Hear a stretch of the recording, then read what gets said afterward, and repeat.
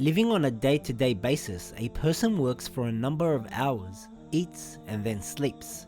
The same routine starts over and over again, stuck in a system that lacks direction, heedless of the real purpose of life, and the aim is only to live. Your character has been influenced by self-devotion, cruelty and ignorance, a lack of direction, fearfulness and greediness. This life has caused you to acquire animalistic traits. Now you are like a wolf, a fox, a rat, and a sheep. What exists is a dead soul in a living body. However, the Hajj experience can alter this unhealthy condition. Human existence has no purpose unless one's aim is towards God. Hajj represents your return to Allah. To return to Him signifies a definite movement towards perfection, goodness, beauty, power, knowledge and value. When you arrive in the Holy Land, it all starts at the Miqat. This is where you have to change your clothes. Why? Because your clothes cover your body as well as your character. This is called the Ihram. Clothes symbolize pattern, preference, status, distinction and separation. In most cases, separation between people brings about discrimination. Then the concept of I and not we emerges. I is used in the context of my race, my class, my clan, my group, my position, my family, my values, and not I as a human being. At the Miqat, regardless of your race or tribe, you must remove all the clothes you wore in your daily life, such as a wolf, symbolizing fierceness and oppression, a rat, symbolizing slyness, a fox, symbolizing craftiness, or a sheep, symbolizing slavery. Now take off your clothes, leave them at the Miqat, wear the kafan, which consists of plain white material. You will be dressed like everyone else. No more distinctions in appearance are visible. Hajj is a movement, and if you wish to return to Allah, all of your egos and selfish tendencies have to be buried at the Miqat, as if you experienced death. It is like the Day of Judgment, a flood of whites. All the people are wearing the kafan. No one can be recognized. Your body was left in the Miqat, and the soul is here. Not your name, not your race, not your social status will make a difference. Once you remove your clothes, there is no more I. You have entered into a group. This group becomes the Ummah, and it becomes we. All the I's have died. Next stop is the Kaba. Made of dark rough stones laid in a very simple manner with white chalk filling. The Kaaba is an empty cube, nothing else. You cannot but shiver and wonder about what you see here. There is no one. There is nothing to view. An empty cube is visible. Is that all? Is this the center of our faith?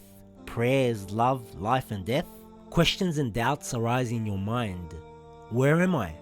You might have perceived it as a beautiful palace whose ceilings cover the spiritual silence. You might have thought that you were going to see a holy person such as a prophet or imam.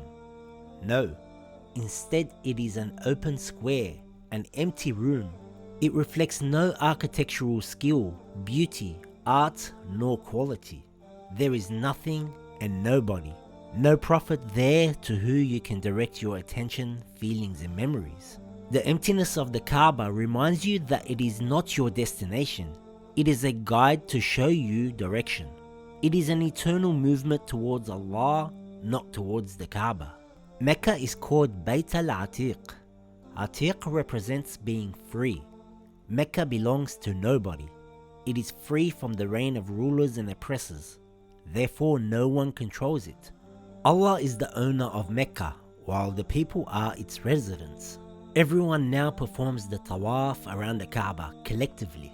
The movement is as one unit, one group of people. There is no individual identification. There is no more I. All the I's join and become we, establishing the Ummah with the aim of approaching Allah. To approach Allah, you must first approach the people. How is this done? To achieve righteousness, you should genuinely become involved in the problems of the people, not as a monk who isolates himself away from the people, but become actively involved in the field. This includes practicing generosity, devotion, and self-denial, enduring torture, pains, and facing various types of problems. After the Tawaf, you perform a prayer at Prophet Ibrahim's position. Being here signifies you are standing in Prophet Ibrahim's place. When Prophet Ibrahim reached this point, he had experienced a life full of struggle, fighting with Nimrod, the idols, facing the tortures, the heat of the fire, Satan, the sacrifice of his son Ismail, migration, homelessness, loneliness, reaching the rank of imama, and from being the worker in the house of idols to becoming the builder of the Kaba, the house of monotheism. Now you are in Prophet Ibrahim's position. After denying and killing all of the previous and false egos, you are free. Step in his footprints and start your prayer. Next we perform the sa'i, in where you run between the two mountains of as-Safa wal Marwa. Sa'i means to strive and search. Now you are acting as Hajar, the wife of the Prophet Ibrahim, all alone, hopeful and determined in her search to find water. It means exerting your efforts and running after your daily needs, such as water and bread, in order to satisfy your thirst and feed your family. There is no I, you are striving for the we. Start at Safa, which means pure love for others, and your destination is Marwa, which means generosity and forgiveness towards others. Once you have accomplished this, cut your hair and remove those selfish traits. Remove your Ihram and wear your regular clothes. Feel free. Go and find your Ismail and you will find the Zamzam water flowing under his feet. Now the greater Hajj has started. Wear your Ihram and leave Mecca. How surprising to leave Mecca behind you. Was not the Qibla here in Mecca? Yes, it was. But the greater pilgrimage commences by leaving the Kaaba. Prophet Ibrahim teaches you that Hajj does not end in the Kaaba, but it begins the moment you leave the Kaaba. Now you will start traveling towards Arafat, where you must remain until sunset. There are 3 stages: Arafat, Mash'ar, and Mina, through which you must pass. Arafat means knowledge. Mash'ar means consciousness and understanding. Mina means love and faith. Arafat represents the beginning of man's creation. Man's history started with knowledge. The stop at Arafat occurs in the daytime when the sun is shining at its most. This time is designated so that you may gain insight, freedom and knowledge in the sunlight. Let your ego burn under the glowing sun of Arafat. With the setting of the sun, people migrate until they reach Mash'ar, the land of consciousness. Then at Mina, the longest and last pause occurs. It signifies faith and love.